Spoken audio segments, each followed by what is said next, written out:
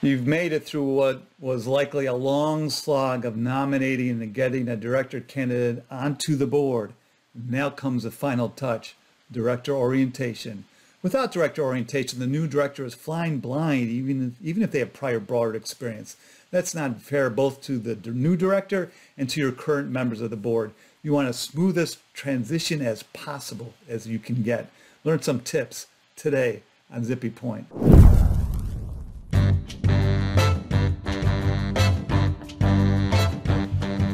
Brock Romanek, I'm a big fan of U's. Director orientation is absolutely necessary. That's your upfront training of the director. Slightly different is the concept of director onboarding, which is more than a one-day affair. It's a process that might extend as long as a year. It's not the kind of thing that you can outsource. The purpose of onboarding is to make that your new director is aware of your specific boards and your company's unique facts and circumstances. So here are 5 things about director onboarding that you should know. 1, start off on the right foot. 2, send out non-confidential materials. 3, set up officer meetings. 4, set up your own meeting. 5, follow up after initial orientation. 1, start off on the right foot. So this goes without saying, but I'll say it anyway. When you're wading your way through a group of potential board nominees, you need to treat each candidate as if they're going to get the job. In fact, some might not get the job now, but they may well be tapped when there's another opening on the board somewhere down the line, even within a year. So don't be dismissive of someone who might one day be your boss. Duh, right? 2, send out non-confidential materials. This is about timing. Many boards find their new director, but they don't appoint that person. The norm is to wait until the next annual shareholders meeting when the entire slate of directors, or a subset if you have a staggered board, is approved by shareholders. But as soon as that new director nominee knows that they're the one, you should start the training process. There's a lot for them to learn, and you want to keep up the momentum right after they've been told that they've been hired. So the first package you send is going to contain a whole lot of links. They're going to have to learn about the company. They're going to have to learn about the industry if they don't know that already. You're going to give them an iPad with your board portal loaded. Be careful which material you load on there for them. It can't contain anything confidential. It can't contain anything privileged. You can't read them into everything that they need to know until they've officially become a board member. So you're going to have to segregate what they're getting compared to what the real directors are getting. That official day of them becoming a real director happens at the annual shareholders meeting when the votes are counted and it's made official.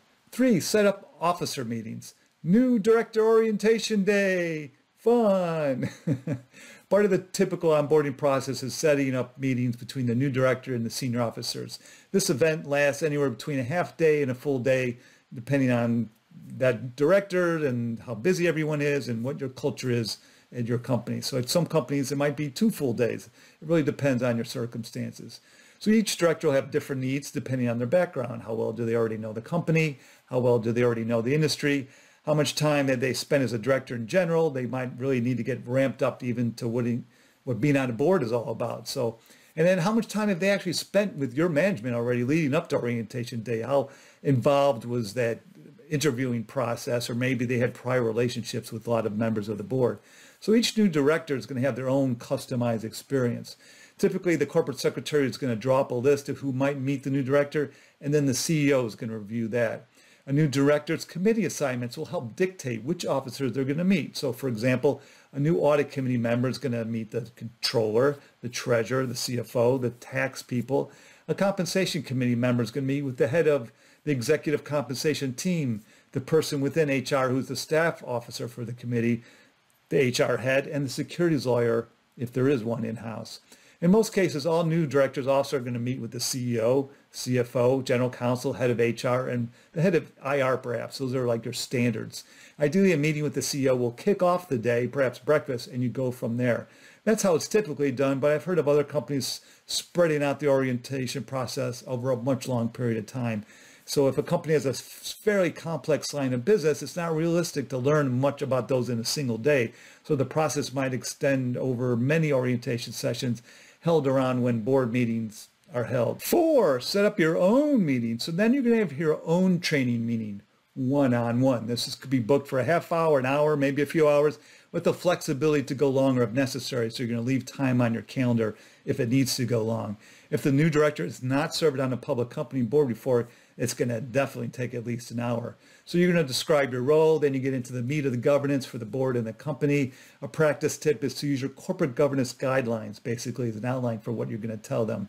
Then you've probably already covered the D&O insurance coverage stuff, the indemnification agreements during the interviewing process, but if you haven't, you're going to definitely cover it now. And if the new director has been on a lot of boards before, you're probably going to be limiting your training to how you do things differently at your company on your board compared to those other companies. So how your board committees might differ in their responsibilities, how directors go about their job, how shareholder engagement efforts work at your company. If you have a complete newbie, you're going to have to explain likely each item in the corporate governance guidelines in detail.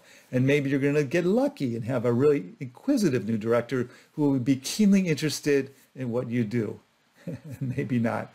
New directors who also happen to be lawyers tend to ask a lot of questions about the governance stuff, even if they don't have a governance background. That can be fun or not, depending on how much you like to do that. How much time do you have during your day to go through all this stuff with them? You really want to highlight those areas that impact them directly, the ones that impact you and them together. So two specific guidelines come to mind. One is if you change your principal employment, you need to tell me immediately. This helps so you can verify that the director's new employment doesn't result in a conflict.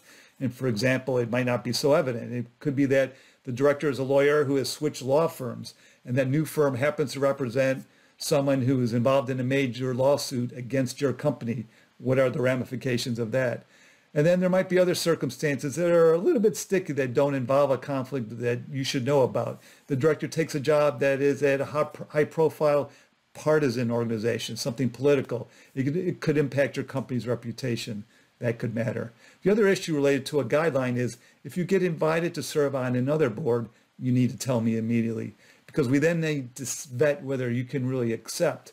Some companies limit this typical corporate governance guideline to just public company board invites. We're talking about overboarding here. Some are broader to include any type of board service, so it could involve private companies and nonprofits. So the vetting includes whether the directors should be considered overboarding, whether there are conflicts between the director's new board and yours, there are industry-specific regulations involved, maybe even political considerations, board meeting schedules, that's the biggie, and of course the optics, all the reputational optics. You also have to get into the paperwork with the new director, provide copies to and obtain acknowledgments for the company's ethics codes, your insider trading policy, conflict of interest policy, confidentiality policy.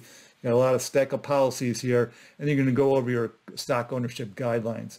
You should also obtain some personal information from them if you don't already have that, and it's something you might have collected during the vetting process. Their assistant's contact information if they have one, what their travel preferences are, where and how they like packages delivered. There might be multiple addresses to know. The name of their spouse and their kids, even their birthday. And before you dig into this personal information checklist, check which of this information you already have so you don't duplicate your efforts and waste your time. You don't want to look stupid. One pet peeve, companies tend to do a great job of orienting a new director so that they can learn about the company and the industry, but often there's an assumption that the board knows about their fiduciary duties. That's understandable given that it's likely that the director has served on other boards, but if all the other boards are also assuming the same thing, it's pretty likely they actually don't know much about that topic. No one has sat them down and explained that what it really means to be a director, the governance 101 and scope of their duties stuff. They also might be embarrassed to admit as such. So this one can be tough to pull off for some new directors that you're going to be orienting. 5, follow up after initial orientation. So after their first board meeting, give them a call a day or so later to ask them how it went. See if they have any questions or desires. You can do this at the board meeting too, but it's also good to do this one-on-one out of earshot of anyone else. So I would place the call, even if it's just a short one, even if you've talk to them briefly on the way out the door. It's going to make you look good too, thoughtful and caring. Also set up some one-on-one meetings between the new director and the CEO down the line that take place directly after a board meeting. This enables them to get to know each other a little bit better and helps to train the new director. Same thing between the new director and the chairs of any of the committees to which they're assigned. Get them together early.